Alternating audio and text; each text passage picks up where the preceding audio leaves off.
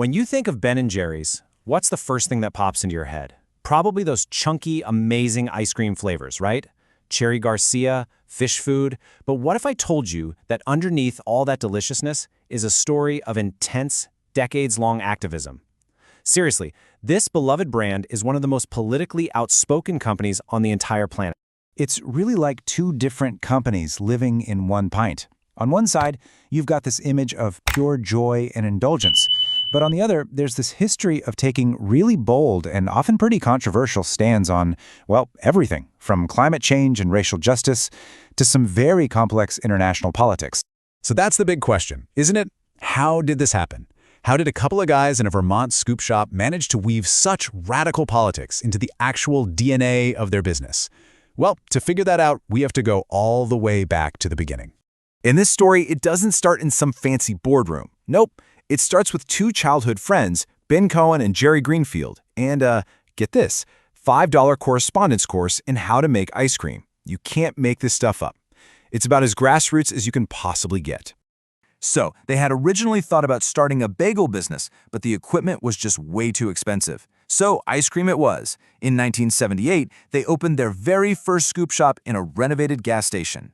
Their flavors were so unique that they got a huge local following, and by the early 80s, their pints started showing up in grocery stores. And right from the jump, you could tell they were doing things differently. And here's a super interesting fun fact that actually explains why their ice cream is so distinct. Ben Cohen has a condition called anosmia, which means he has almost no sense of smell. And since smell is a huge part of taste, he really focused on mouthfeel, on texture. That's why he started loading the ice cream with those massive chunks and swirls that we all know and love today. Their unique approach wasn't just about the ice cream, though. Way back in the early days, they put this really radical policy in place, a 5-to-1 salary ratio. What does that mean? It means the highest paid person in the whole company could not make more than 5 times what the lowest paid worker made. It was a huge statement about economic fairness baked right into their business model. Now, all of this wasn't just random. It all came from this core philosophy that they called linked prosperity. It's this fundamental idea that a business should be about more than just making money for its owners. Basically, the idea is that as the company does well, everyone connected to it should do well too. From the farmers who supply the milk, to the employees scooping the ice cream, to the communities where they operate. And this wasn't just some feel-good poster on the wall, they actually built it into a formal 3-part mission statement that guided every single thing they did. So here it is. Part 1, the product mission. Make the best ice cream possible. Check. Part 2, the economic mission. Be a profitable, successful company. Makes sense. But here's the kicker. Part 3, the social mission. This wasn't an afterthought. It was an equal pillar right there from the start, with the goal of actively using the company to make the world a better place. Okay, so how does a social mission like that actually, show up in the real world? Well, the most obvious way was right there in the freezer aisle. They realized that a pint of ice cream could be a pint-sized billboard for a cause they really cared about. And this quote is just brilliant. It perfectly shows their strategy. They connect the very nature of their product, ice cream, to a huge issue. Climate change melts the polar ice caps, right? Well, it also melts your pint of fish food. It's such a simple, powerful way to make a really complex problem feel personal. And that one idea just explodes into a whole menu of activism. I Do was released to celebrate the Supreme Court's ruling on marriage equality. Empowerment was all about fighting restrictive voting laws. Pecan Resist was a pretty direct response to the Trump administration. And Change the World was a partnership with Colin Kaepernick to support racial justice. The flavor literally becomes the message. Okay, but this brings up a massive, massive question. What happens when this super independent, activist little company gets bought by one of the biggest corporations in the entire world? Can that activist spirit survive? Well, in the year 2000, we found out. The consumer goods giant Unilever bought Ben & Jerry's for a cool $326 million. And pretty much everyone assumed, well, that's it. That's the end of the company's activist soul. But this was no ordinary buyout.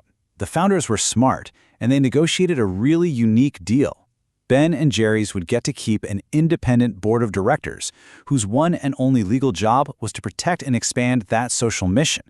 It was basically a firewall designed to keep the activism alive, even inside a corporate giant. And for about 20 years, that firewall actually held up pretty well. But in 2021, it was put to the ultimate test. The independent board announced it would stop selling its ice cream in the occupied Palestinian territory, saying that to continue doing so was inconsistent with their values. And this created a direct conflict with their parent company, Unilever. Unilever did not agree with the decision. They ended up selling off the Israeli portion of the business to a local licensee just to keep the ice cream on the shelves there. The board's chair, Honorada Mitzel, did not mince words.